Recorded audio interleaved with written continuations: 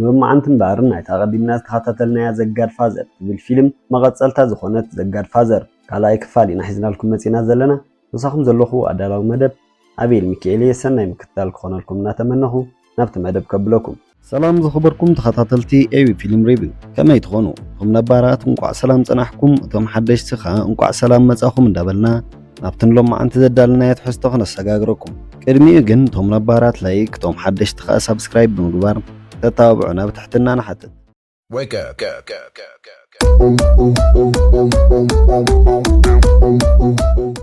እታ ፊልም ኣብ 1901 ኣብ ከተማ ሲሲሊ ኣብ ቀብሪ ናይቲ ሓደ ሓላፊ ናይ ማፍያታት ዝኾነ ደንሲሽዮ ስለ ዝተዳፈረ ዝተቐትለ ንቪቶ ኣቡኡ አንቶኒዮ እያ ትጅምር። ኣብቲ ቀብሪ ንቪቶ ዓብ ሓዉ ሕነኽፈዲ ምዃኑ ስለ ዝተዛረበ ይቕተል። ብድሕሪ እዚ ኣዲኡ ንቪቶ ምሕረት ንምልማን ናብ ደንሲሽዮ ትኸይድ። ይኹን እምበር ደንሲሽዮ እቲ ወዲ 9 ዓመት ዝነበረ ቪቶ ምስ ዓበየ ሕነኽፈዲ ምዃኑ ስለ ዝተረድኦ ከም ዘይከውን ይነግራ። ብድሕሪ እዚ ኣደ ቪቶ ንሲሽዮ ካራብ ገረሩኡ ብምግባር ንወዳ ከም ዝሃድም ትገብር። ብድሕሪ እዚ እቶም ሰራሕተኛታት ናይ ሲሽዮ ተኪሶም ይቐትልዋ። ካብዚ ምቕፃል ነቲ ቆልዓ ንምርካብ ሙሉእ ፍተሻ እኮ እንተገበሩ ቪቶ ግን ብሓገዝ ናይቶም ደቂ ዓዲ ከምልጥ ካለ። ብድሕሪ እዚ ቪቶ ኣብ መርከብ ተፃዒኑ ናብ ከተማ ኒውዮርክ ይኸይድ እሞ ኣብ ኢሊስ ዝተባህለ ደሴት በቶም ተቐበልቲ ስደተኛታት መፀውዒ ስሙ ካርሊዮነ ንክኸውን ይመርፅሉ። ቪቶ ካርሊዮነ ተባሂሉ ድማ ተመዝገበ። ብድሕሪ እዚ እቲ ትርኢት ናብ 1958 ይወስደና እሞ ማይክል ካርሊዮነ ከም ጋድፋዘር ናይ ካርሊዮነ ፋሚሊ ኮይኑ ኣብ ፅምብል ናይ መጀመርታ ስርዓተ ቁርባን ናይ ወዱ ዝተፈላለዩ ስራሓትን ናይ ፋሚሊ ሽግራትን ክመርሕ ከሎ ኢና ንዕዘብ። ካብዚ ብምቕፃል ማይክል ምስቲ ጉበኛ ዝኾነ ላዕለዋይ ሽማግለ ናይቲ ዓዲ ብዛዕባ ዋጋ ልቸንሳ ናይቲ ከም ስድራ ዝገዝእዎ ጌም ዞን ክዘራረቡ ኣብ ኦፊሱ ይራኸቡ። እቲ ጌር ዝተባህለ ኣመሓዳሪ ማይክል ኮነ ካልኦት ነጋዶ ናብ ዓዱ ነቲ ናይ ቁማር ምፅዋት ዕድል ደልዮም ከም ዝመፁ ኣዳዕዲዑ ይፈልጥ ስለ ዝነበረ ንማይክል እቲ ልቸንሳ ናይ ምውፃእ መስርሕ ከቢድ ከም ዝኸውን ይገልጸሉ። ብድሕሪ እዚ ማይክል ነቲ ጠገለ ዘይብሉ ድሌታት ናይ ጌር ምስ ሰምዐ ወላ ሓንቲ ከም ዘየጥዕሞ ብምንጋር ኣኺቡ ይዓፁ።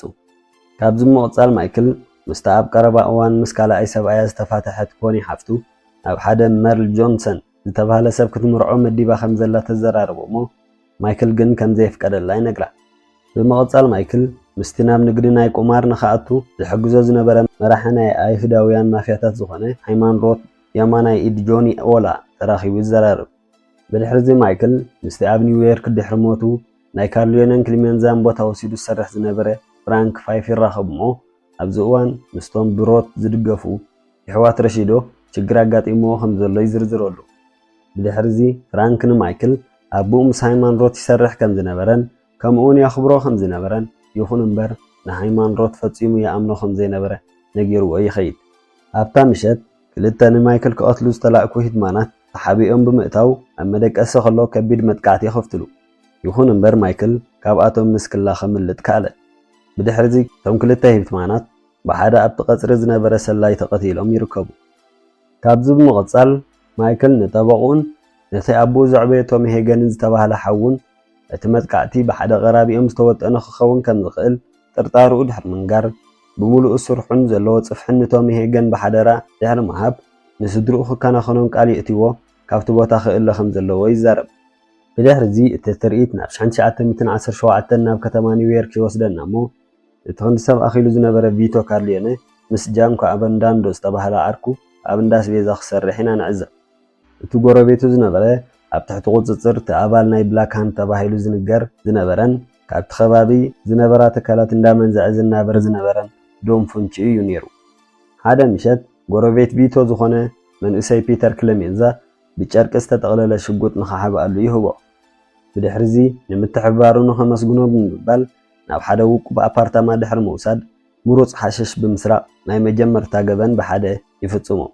እዚ ከምዚ ኢሉ ከሎ እቲ ትርኢት ናብ 1958 ይወስደና እሞ ማይክል ኣብ ሚያሚ ምስ ሃይማኖት ድሕሪ ምርኻብ እቲ ዝተፈተነሉ ፈተነ ቅትለት ብፍራንክ ፔንተንጀል ዝተገብረ ምዃኑን ዝገበሮ እውን ሕነኽፈዲ ምዃኑን ይነግሮ። ብድሕሪ እዚ ማይክል ናብ ብሮክሊን ብምኻድ ንፔንተንጀሊ ርግፀኛ ብምዃን ነቲ ፈተነ ቅትለት ዝፈፀሞ ሃይማኖት ምዃኑ ይነግሮ። ማይክል ብምቕፃል ንሃይማኖት እንታይ ክገብሮ ከም ዝደሊ ውጥን ከም ዘለዎ ድሕሪ ምግላፅ ይኹን እምበር ንሮት ብዘይ ሓለውቲ ንኽረኽብዎ ፍራንክ ነቶም የሕዋት ሮሳዶ ብዝኾነ መንገዲ ካብኡ ከኣልዮም ይሓቶ። ብድሕሪ እዚ ፔንተንጀሊ ምስቶም ኣሕዋት ሮሳዶ ንምርኻብ ናብቲ ከባቢ ዝነበረ ባር ይኸይድ። ብድሕሪ እዚ ፔንተንጀሊ ማይክል ሰላም ከም ዝበሎም ክነግሮም ከሎ ሓንደበት ብድሕሪት ብምጥቃዕ ይሓንቅዎ። ይኹን እምበር እቲ ቅትለት ብሓደ ኣብቲ ከባቢ ዝነበረ ፖሊስ ምኽንያት ከይተፈጸመ ይተርፍ። ብድሕሪ እዚ ንፔንተንጀሊ ንኽመወት ኣብኡ ክገድፍዎ ከለዉ እቲ ቦዲጋርዱ ዊልሲች ድማ ነቶም ኣሕዋት ሮሳዶ ካድሙ ከለዉ ክሕዞን ክፍትን ከሎ ብመኪና ተሃሪሙ ይወድቕ። እዚ ከምዚ ኢሉ ከሎ እቲ ትርኢት ናብ ናባዳ ይመልሰና እሞ ቶሚ ሄገን ናብቲ በዓባ ሓዊ ንማይክል ፍሬዶ ዝውነን እንዳ መንዝራታት ተፀዊዑ ድሕሪ ምኻድ ሓንቲ ኣብ ቅትለታ ኢድ ናይቲ ጌሪ ዝተባህለ ኣመሓዳሪ ኣለዎ ዝበልዎ ኣመንዝራ የርእይዎ። ብድሕሪ እዚ ቶም ሄገን እቶም ናይ ካርሊዮነስ ስድራ ቤት ምስቲ ኣመሓዳሪ ዝነበሮም ዘይምርዳእ ንኽፈትሓሉ ብምባል ናይቲ ሽግር ሓላፍነት ባዕሉ ንኽወስድ ሕቶ የቕርብ። እዚ ከምዚ ኢሉ ከሎ ማይክል ምስ ሃይማን ሮት ኣብ ሃቫና ኩባ ኣብቲ እቶም ብፊደል ካስትሮ ዝምርሑ ኮሚኒስት ዝኾኑ ሰልፊ ነቲ ናይ ሽዑ ዝነበረ መንግስቲ ንምግልባጥ ኣብ ዝሸባሸብሉ ዝነበሩ ግዜ ይራኸቡ። ሓደ መዓልቲ ኣብ ዕለተ ልደት ናይ ሃይማን ሮት ማይክል እቶም ረብልስ ዝበሃሉ ሰልፊ እንተተዓዊቶም ነቲ ኣብ ኩባ ዘሎ ስርሖም ብቐልታ ክፀልውዎ ከም ዝኽእሉ ይዛረብ። ማይክል ብምውሳኽ ኣብታ መዓልቲ ኣቐድም ኣቢሉ እቶም ኮሚኒስት ዝኾኑ ኣባላት ረብልስ ምስ ፖሊስ ዕግርግር ከም ዝገበሩን ሓደ ፖሊስ ድሕሪ ምቕታል ነብሱ ከጥፍእ ከሎ ከም ዝረኣየን ይዛረብ። ይኹን እምበር እቲ ካብ ሃይማን ሮት ዝመፀ ርእይቶ ግን ንብሕቱ ብምርካብ ማይክል ምስ ሮት ሽርክነት ንምጅማር ዝተባሃለ $2 ሚልዮን ክሳብ ሕጂ ከም ዘየረከበ ከዘኻኽሮ እዩ ዝረአ። ድሕሪ ዝተወሰነ ፍሬዶ ነቲ ዝተባህለ መጠን ገንዘብ ሒዙ ናብ ሃቫና ድሕሪ ምኻድ ምስ ማይክል ይራኸቡ። ብድሕሪ እዚ ማይክል ንሃይማን ሮትን ጆኒ ኦላን ረኺብዎም ዝፈልጥ እንተኾይኑ ይሓቶ። ይኹን እምበር ፍሬዶ ካብ ክልቲኦም ንማንም ረኺቡ ከም ዘይፈልጥ ይነግሮ።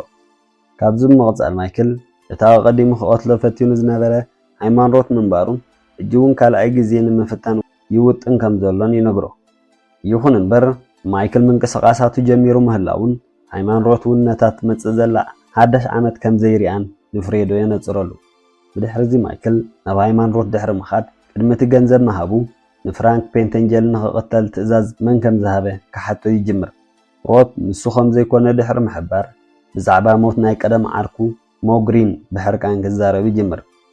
ማይክል ንፍሬዶ ሃቫና ጽቡቕ ገይሩ ስለ ዝፈልጣ ንኣመሓዳሪ ጌርን ንኻልኦት ኣገደስቲ ነጋዶን ጽቡቕ ገይሩ ከዛውሮም ይሓቶ። ብድሕሪ እዚ ፍሬዶ ንዝተወሰነ ግዜ ንጆኒ ኦላ ከም ዘይዘከሮ ከም ስል ድሕሪ ምጽናሕ ንማይክል ከም ዘይረኽቦ 2 ግዜ ከም ዝነገርዎ ብምርስዑ ምኽንያት ኣብቲ ናይ ሳዕስዒት ምርኢት ግን ድምፁ ክብ ብምባል ብዛዕባ እቲ ቦታ ጆኒ ኦላ ከም ዝሓብሮ ይዛረብ። ብድሕሪ እዚ ማይክል እቲ ቀንዲ ከዳዕ ንኽቐትሎ ዝፈተኖ እውን ገዛእ ሓዊ ምዃኑ ይርዳእ እሞ ነቲ በሰታ ዝተባህለ ቦዲጋርዱ ምስ ሮት ዝወጠንዎ ጉዳይ ንኸሳልጥ ይልእኾ። ብድሕሪ እዚ በሰታ ናብቲ ቦታ ብምኻድ ንጆኒ ኦላ ይሓንቆ። ይኹን እምበር ሮት ኣብቲ ቦታ ይጸንሖን፣ ምኽንያቱ ብወቕዒ ልቢ ምኽንያት ናብ ሆስፒታል ከም ዝተወስደ ይፈልጥ እሞ ንኽቐትሎ ናብኡ ምስ ከደ ብሽጉጥ ይህረም። ብድሕሪ እዚ ኣብቲ ባቲስታ ዘዳለዎ ዋዜማ ናይ 1 ዓመት ጽምብል ኣብ ከባቢ ፍርቂ ለይቲ ማይክል ንፍሬዶ ኣጥቢቑ ድሕሪ መሓዝ ነቲ ፈተነ ቅትለት ዘካየዶ ንሱ ምዃኑ ከም ዝፈለጦን ልቡን ከም ዝተሰብረን ይነግሮ። ብድሕሪ እዚ እቶም ረብልስ መጥቃዕቲ ይኸፍቱ። ባቲስታ እውን ብገዛእ ፈቓዱ ካብ ስልጣኑ ከም ዝወረደ የፍልጥ እሞ ብምልኦም እቶም ኣጋይሽ ባሕብትን ይኣትዉ። ይኹን እምበር ፍሬዶ ምስ ማይክል ክኸይድ ስለ ዘይደለየ ይኣቢ። ካብዚ ብምቕፃል ኣብ መጀመርያ 1959 ከባቢ ማይክል ንኩባ ገዲፉ ናብ ቦትኡ ይምለስ። ብድሕሪ እዚ ቶሚ ሄገን ሃይማን ሮት ካብ ኩባ ከም ዘምለጠን ብወቕዒ ልቢ ነዊሕ ድሕሪ ምስቃይ እውን ኣብ ማያሚ ግቡእ ሕክምና ይወስድ ከም ዘሎን ይነግሮ። ናይ ማይክል ቦዲጋርድ ከም ዝሞተን ፍሬዶ እውን ኣብ ኒውዮርክ ተሓቢኡ ከም ዘሎን ቶሚ ወሲኹ ይነግሮ። ቶም ሄገን ብምቕፃል ከይውን ማይክል ከይዱ ከሎ ጥንሲ ምንጻል ከም ዘጋጠመ ይሕብሮ። በቲ ዜና ዝተቆጥዐ ማይክል ናይቲ ህፃን ፆታ እንታይ ከም ዝነበረ ይሓቶ። ይኹን እምበር ቶም ከም ዘይፈልጥ ይነግሮ። እዚ ከምዚ ኢሉ ከሎ እቲ ትርኢት ናብ 1920 ይመልሰና እሞ ዶን ፉንቺ ብዛዕባ ሕብረት ቪቶ ክሌሜንዛን ሳልቫዶርን ከም ዘጨነቆ እንተኾነ ግን ሰሙናዊ ካብ ኣታዊታቶም ክካፈል ከም ዘለዎ ይዛረብ። ክሌሜንዛን ሳልቫዶርን በቲ ዘቕረበሎም ሕቶ ክሰማምዑ ከለዉ ቪቶ ግን እቲ ሓሳብ ዘይምስምዑ ድሕሪ ምግላጽ ኩሉ ነገር ንዑ ክገድፍሉ ንሱ ክገብሮ ከም ዘለዎ ድሕሪ ምሕታት ካብ ኣታዊታቶም ሓደ ኣብ ርእሲ 6 ጥራይ ክህብዎ ከም ዘለዎም ይነግሮም። ክቡራት ተኸታተልትና ዝተፈላለዩ ጽምብላት ከም ኣውደ ዓመት መርዓ ሕፀን ጥምቀትን ዝተፈላለዩ ባህላዊ ነገራት ከም ክዳን ሓበሻ ሽፎን መሶብን ካልእን ዝኣመሰሉ ነገራት ካብ ኣዲስ ኣበባ ክትጠልቡ ምስ ትደልዩ ብመስመራት ቴሌፎናትና 0025 1953 84 3289 ከምኡውን 0025 1703 34 08 28 ብኢሞ ዋትስኣፕ ቴሌግራምን ቫይበርን ክትወከሱና ከም እትኽእሉን ናብ ዝደለኹሞ ሃገርን ቦታን ብኣድራሻኹም መሰረት ክንልእኸልኩም ከም ንኽእል ነበስር። ብድሕሪ እዚ ቪድዮ እንዶም ፍቺ ድሕሪ ምርካብ ኣብ $600 $100 ጥራይ ከም ዝህብዎ ኣነፂሩ ይነግሮ። ድሕሪ ዝተወሰነ ግዜ ኣብቲ በዓል ናይ ጎረቤቶም ቢቶን ዶም ፍቺ ኣብ ብራንዳ ረኺቡ ድሕሪ ምቕታሉ ናብ በዓልቲ ቤቱን ደቁን ይጽምበር። ብድሕሪ እዚ ቪድዮ ገዛ ቅድሚ ምእታዎም ነቲ ንእሽተይ ህፃን ዝነበረ ማይክል ካብ ልቡ ከም ዝፈትዎ ይነግሮ። ቪድዮ ንፋንቺ ስለ ዝቆተሎ ኣብቲ ጎረባብቲ ክብረት ይረክብ እሞ ነተቐዲሙ ፋንቺ ዝሰርሖ ዝነበረ ስራሕ ድሕሪ ምርካብ ኣብቲ ጃንኮፑራ ዝተባህለ ናይ ዘይቲ ኣውሊዕ ካምፓኒ ብምዃን ብወግዒ ጅምሮ። እዚ ከምዚ ኢሉ ከሎ እቲ ትርኢት ናብ 1959 ናብ ዋሽንግተን ዲሲ ወስደና እሞ ኣመሓዳሪ ገይሪ ዝርከቦም ብዙሓት ሰብ ሕጊ ኣኼባ ብምግባር ኣብ ልዕልቶም ማፍያታት ከቢድ መርመራ ክገብሩ ከም ዘለዎም ይዘራረቡ። ብድሕሪ እዚ ማይክል ኣብ ቅድሚቶም ኮሚቴ ድሕሪ ምርካቡ ኣመሓዳሪ ገይሪ ኣብ ልዕሊ ኢጣልያውያን ኣሜሪካውያን ዘለዎ ደገፍ ድሕሪ ምግላጽ ኣመኽንዩ ካብቲ ኣኼባ ይወፅእ። ኣብቲ ናይ ሕቶ መድረኽ ምስ በጽሐ እውን ማይክል ንምሉኡ ብዛዕባኡ ዝቐረበ ገበናት ኣብ 1946 ዘጋጠመ ካብ ቅትለት ሶሎዛ ክሳብ ካፕቴን ምስልስኪ ከምኡውን ኣብ ናቫዳ ዝርከብ ዝተፈላለዩ ናይ ቁማር መጻወቲ ትካላት ይነጽግዎ። ካብዚ ብምቕጻል ማይክል ብዛዕባ እቲ ብሓሶት ተኸሲስዎ ዘሎ ክሲ ምስክር ከቕርቡ ዝኽእሉ እንተኾይኖም ነቶም ኮሚቴ ይሓትት። ብድሕሪ እዚ እቲ ሓላፊ ናይቲ ኮሚቴ ዝኾነ ኬን ምስክር ከም ዝረክብ ቃል ብምእታው ነቲ ኣኼባ ይዛዝሞ። እዚ ከምዚ ኢሉ ከሎ ፍራንክ ፔንተንጀሊ በቲ መጥቃዕቲ ናይ ኣሕዋት ሮሶዳ ከም ዘይሞተ ኢና ንዕዘብ።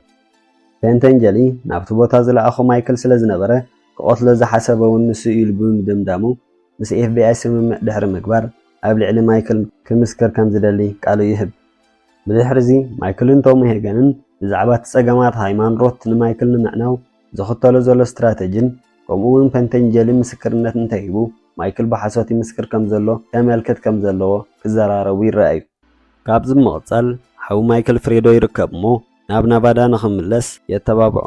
ንማይክል ንብሕቱ ድሕሪ ምርካቡን ብዛዕባ ክዳኣቱ የዘራርቦ።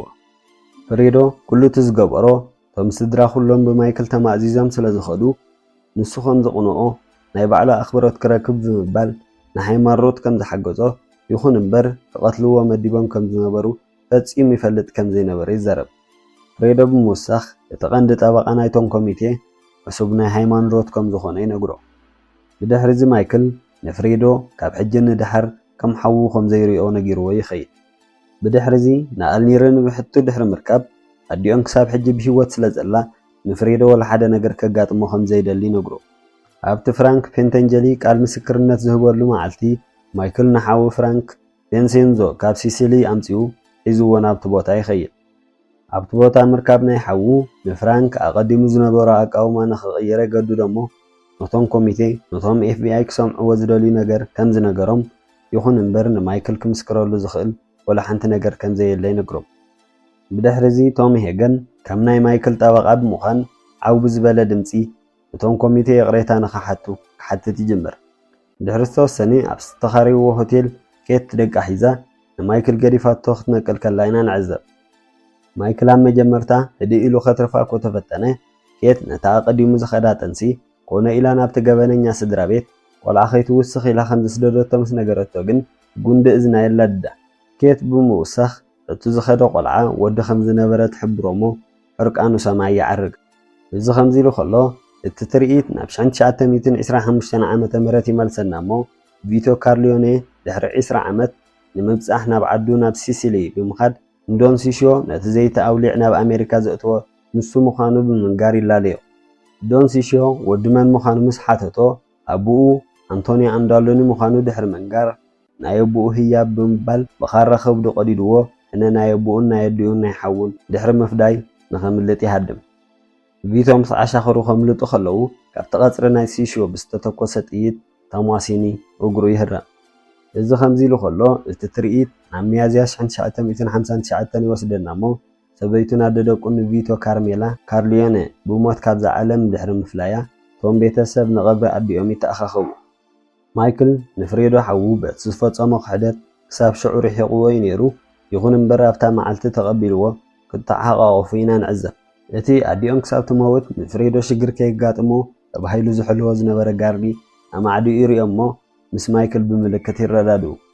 ብድሕሪዚ ማይክል ቶም ከምኡውን ሮኮላምፐን ብምዃን ምስ ሃይማን ሮስ ዘለዎም ጉዳይ ክዘራረቡ ይረኣዩ። ማይክል ቶማስ ንዝመኸሮ ምኽሪ ድሕሪ ምንጻግ ንስድርኡ እኹል ሓለዋ ከም ዘለዎምን ንሃይማን ሮትን ኣሕዋት ሮዛዶን ምቕታል ዘየድሊ ምዃኑን ይዛረብ። ካብዚ ምቕጻል ቶሚ ሄገን ናብቲ ኣብ ቤት ማሕዩር ዝነበረ ፍራንክ ፔንተንጀሊ ድሕሪ ምኻድ ባዕሉ ነብሱ ንኸጥፍእ ብድሕሪኡ ነብሰ ቅትለት ምስ ገበረ ንስድርኡ ባዕሎም ሓላፍነት ወሲዶም ክከታተልዎም ምዃኖም ይነግሮ። ከይብወገና ደቃ ንኽትርኢ ትመጽእ እሞ ገዲፋቶም ክትከይድ ስለ ዘይኮነላ ምስኦም ነዊሕ ትጸንሕ። ይኹን እምበር ማይክል ምስ መጸ ማዕጾ ኣብ ገጻ ይዓጽዋ። ብድሕሪዚ እታ ፊልም ናብታ መወዳእታ ቀዳማይ ክፋት ዝረኣናዮ ቅትለታት ትበጽሕ እሞ ሃይማን ሮት ናብ ቤት ማሕዩር ንኽውሰድ ኣብ ኤርፖርት ምስ በጽሐ ጋዜጠኛ መሲሉ ብምምጻእ ብሮኮላምፐን ይቕተል። ሮኮላምፐን ንባዕሉ ኣይጸንሐን ክሃድም እንዳፈተነ ብናይ ሃይማን ሮት ጋርድታት ይቕተል። ኣብቲ ናይ ወታደራት ካምፕ እውን ፍራንክ ፔንተንጀሊ ቶሚ ኤገን ዝበሎ ብምኽታል ነብሲ ቆቲሉ ሞይቱ ይርከብ። ሓውን ማይክል ዝኾነ ፍሬዶ እውን ዓሳ እንዳገፈፈ ከሎ በዓል ሜሪ ይቕተል። ብድሕሪዚ እቲ ትርኢት ናብ ሕዳር 21 1941 ይመልሰና እሞ ስድራ ቤት ካርሊዮነ ንቪቶ ዕለተ ልደት ኣብ ምኽባር ክሻባሸቡ ከለዉ ኢና ንዕዘብ። ብድሕሪዚ ዓብ ወዱ ንቪቶ ሶኒ ንሓደ ካርሎስ ሪዚ ዝተባህለ ዓርኩ የላልዮም። ኣብቲ መኣዲ ብምሉኦም በታ ቀዲሙ ብጃፓናውያን ዘጋጠመ መጥቃዕቲ ይዘራረቡ እሞ ማይክል ብዘረቦኦም ክግረም ኢና ንዕዘብ። ማይክል ናብ ሓይሊ ባሕሪ ኣሜሪካ ክጽምበር ከም ዝደሊ ይዛረብ እሞ ሶኒ ብምርጫ ናይ ማይክል ሓሪቑ ነቲ ቪቶ ኣብ ልዕሊ ማይክል ዝነበሮ ትጽቢት እንዳዘከረ ጎነፂ ይጥቀም። ፍሬዶ ጥራይ ንውልቁ ናይ ማይክል ምርጫ ኣኽቢሩ ይድግፎ። ካብዚ ምቕጻል ሳልተስዮን እቲ ነታ መዓልቲ ተባሂሉ ዝተዳለወ ኬክ ሒዝዎ ይመጽእ። ቪቶ ምስ መጸ እውን ብዘይካ ማይክል ኩሎም ንኽረኽብዎ ይኸዱ። ኣብ መወዳእታ ናይታ ፊልም ማይክል ንበይኑ ኣብቲ ገምገም ናይ ወሓዚ ፈለግ ተቐሚጡ ብጽሞና ኣብ ምሕሳብ ከሎ ትውዳእ። እምበኣር ዝኸበርኩም ተኸታተልቲ ኤቢ ፊልም ሬቪው ቪድዮና ክሳብ መወዳእታ ስለ ዝተኸታተልኩሞ ምስጋናና ብቓላት ዝንገር ኣይኮነን። ንሎም መዓንቲ ሒዝናዮ ዝመጻና ነዚ ዝተኸታተልኩሞ ይመስል ከም ዝፈተኹሞ ኣይንጠራጠርን። ዝኾነ ሓሳብ ወይ እውን ሃናጽ ነቐፌታት ኣለኩም ኣብ ኮመንት ከተቐምጡልና ንሕብር። ክሳብ ቀጻሊ መደብና ሰላም ቀኒዩ።